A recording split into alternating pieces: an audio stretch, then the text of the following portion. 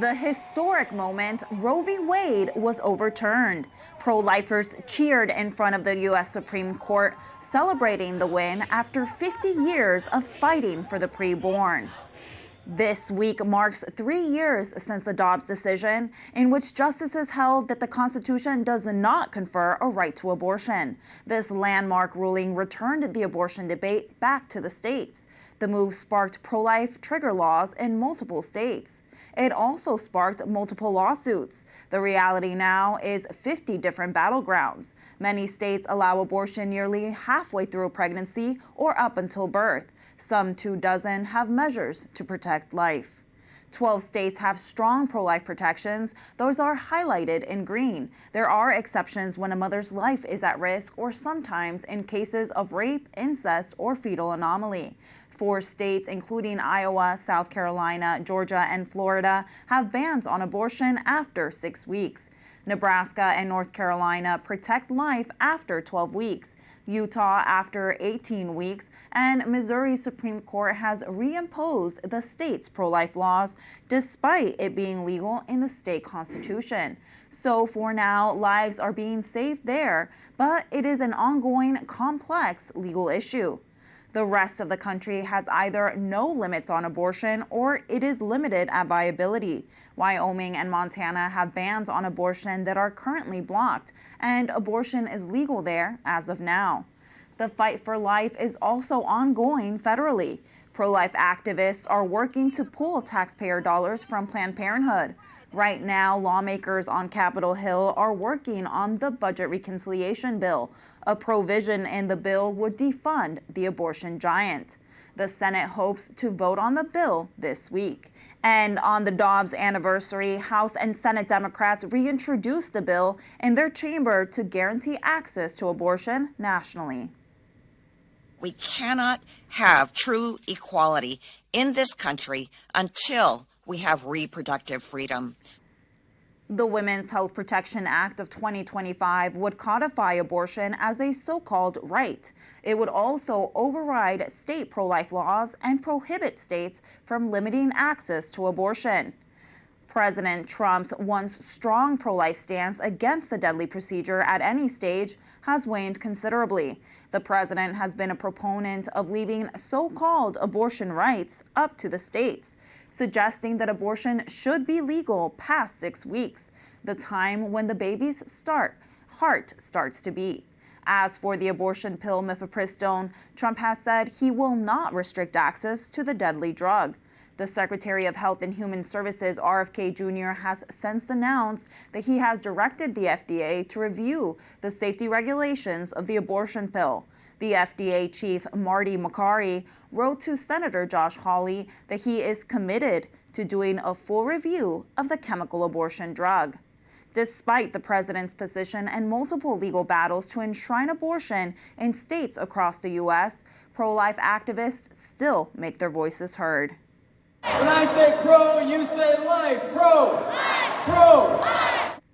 On Saturday, June 21st, pro-life advocates from across Iowa gathered at the state capitol in Des Moines for the Iowa March for Life.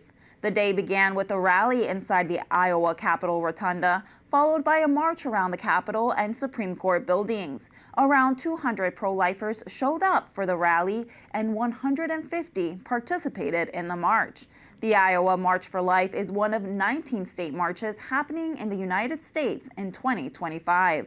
Marches have already taken place in Oklahoma, Connecticut, and Indianapolis this year, to name a few. Jennie Bradley Lichter, president of the March for Life, joins us now to talk about the importance of every voice that calls for the protection of life. Jennie, thank you for being with us. How important is the incredible public witness to life that is the March for Life? What message do you think it's sending to our lawmakers? Thanks for having me. It's always a joy to be with you here at EWTN. I would say that now, 3 years after the Dobbs decision, our mission at the March for Life and public witness generally is really more important than ever, because a visible, vocal, dedicated pro-life movement has more opportunity than ever to change the culture and to change laws. And the key thing about the Dobbs decision, right, was that it put more authority back in the hands of the elected representatives of the people to make laws impacting abortion, either protecting the unborn or making them more vulnerable to attack through abortion. So making our voices heard for our legislators is absolutely crucial in this post-Dobbs era. And of course, we're immersed in a culture that's very unfriendly to life, that denigrates motherhood and the family, and that treats unborn human beings as disposable. And there's nothing like the collective public witness of thousands upon thousands, here in DC, tens of thousands of people raising their voices together to show our cultural and media elites and our lawmakers that the pro-life movement is still dedicated and still here and will never stop standing up for the unborn. And can you talk to us about the state marches for a minute? There are more and more every year. What are you seeing on the ground, and what do you think the impact of these marches is? Thanks for asking. I love talking about the state marches. They're one of the absolute biggest joys of my new role here at the March for Life. We know that our movement is powered by hope, faith, and love, and that's really on display at the state marches. And what's fun about the state marches in particular is they feel like family reunions, in the sense that it's a local community coming together on a smaller scale than at the National March to really advocate to their own state representatives, to make their voices heard from an advocacy perspective, but to really encourage each other and lift each other up. And this past weekend in Iowa, that was really on display for me, where everywhere I went, I visited a pro-life health clinic, I met with supporters, I was at the march, of course, and everyone knows each other, and they're all just so excited to come together as a pro-life movement to lift up each other's ministries and organizations and work, to greet each other, and just to kind of take energy from being together. Jennie, two questions for you here. First, do you see the Democrat bill that aims to legalize abortion federally getting support? And two, are you hopeful that the budget reconciliation bill will actually be able to defund Planned Parenthood? First, no. The Democrat bill trying to legalize abortion federally is not going to pass. The Democrats do this routinely. They don't have the votes, and more importantly, they don't have the support of the American people. The American people are pro-life, and polling just in the last couple of weeks has shown that public opinion is moving more and more towards life, especially among young people. So the Democrats don't have the support of the American people in what they're trying to do. In terms of reconciliation, yes, it looks like we are moving towards defunding Planned Parenthood through the reconciliation process, which is a long-sought goal of the pro-life movement because it would, of course, save babies and protect women from the substandard health care provided by Planned Parenthood and other abortion providers. So we're very close to that process running its course. We should know within the next couple of weeks whether that's actually going to happen, but things are looking great. Please keep the prayers coming, everyone. We're on the right track.